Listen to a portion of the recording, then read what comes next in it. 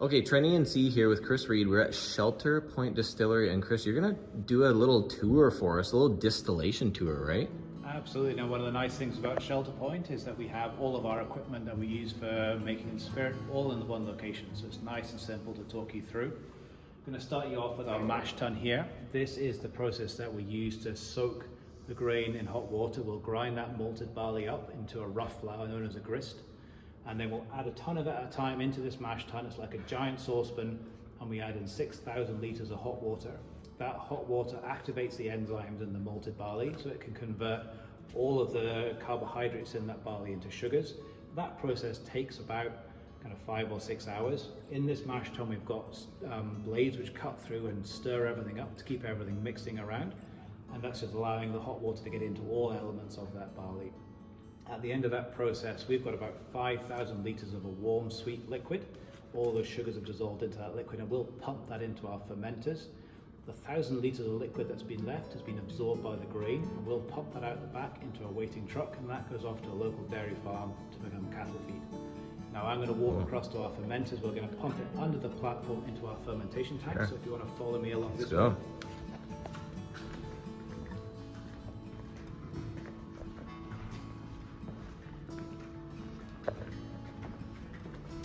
This is fermenter 1, and this fermentation has been going on for just over 24 hours. And you can see in there you've got a lot of bubbles happening with the yeast. Yeah. So the warm sweet liquid has been pumped into here, and we've added yeast into it. And this is the process which is just like making beer or making wine. The yeast is consuming the sugars inside the liquid and it's turning it into alcohol. What's also coming off is carbon dioxide, which is a byproduct of that process.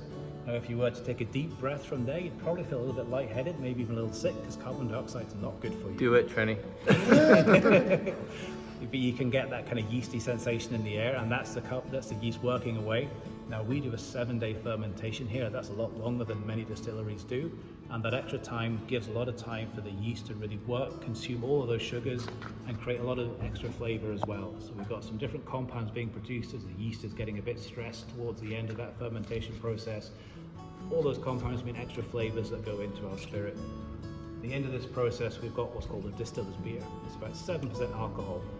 And as I like to say, you can drink it, you will get drunk, you just won't have a nice time doing it. It's a warm, flat, sour beer. If that's your thing.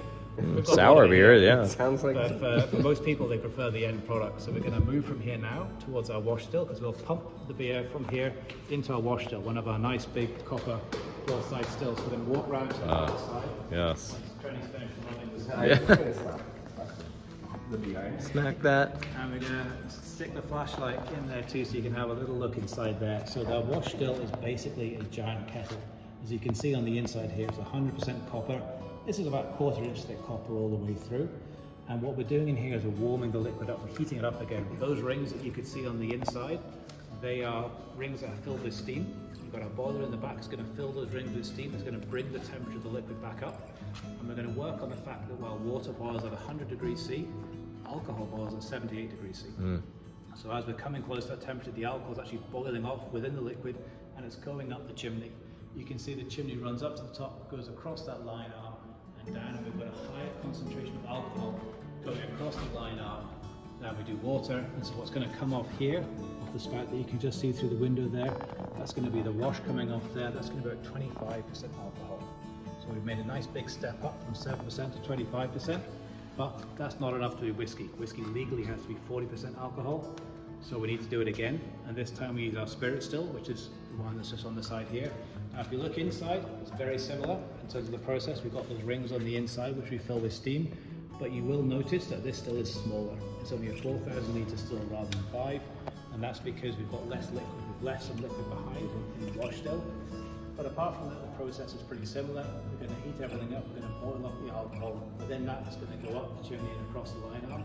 But what's different about the process now is we're going to be starting to separate the liquid that comes off. So you can see in the spirit safe here, we've got 2 different pots for the liquid to flow into. The very first liquids to come off are the heads. They're the really volatile alcohols Got a lot of flavors, a little bit like nail polish remover, kind of acetone flavors. They also contain methanol, not good, poisonous for people. Meth is bad.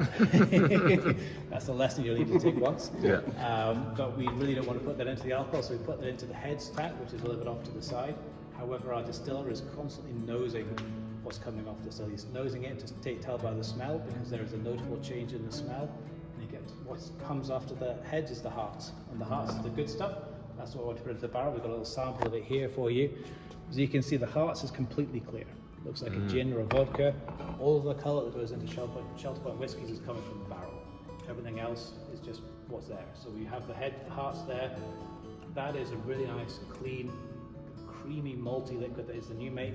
That's around about 70% alcohol. So we've jumped up 7% to 25%, now to 70%. And we're going to get a good amount of alcohol off there. And then it's going to start to transfer into the tails. And the tails are a little bit more organic, a little bit more kind of full of flavour, which if you age it in the barrel for long enough, you can get some nice flavours out of it. But at Shelter Point, we're a young distiller, we haven't got time for a long aging process. So we tend to do a nice clean cut. We'll cut it off before we get into the tails. We'll put the tails into the same tank. Can you redistill the tails? You can redistill that. We combine the two. It's known as the feints. We'll redistill that, and you'll be able to extract a little bit more of that kind of good hearts alcohol out of it. But at the end of the process, we'll take our hearts, we'll put them into a large tank, and then we'll pump that into our barrels. And it's the time in the barrels that really turns that spirit into whiskey.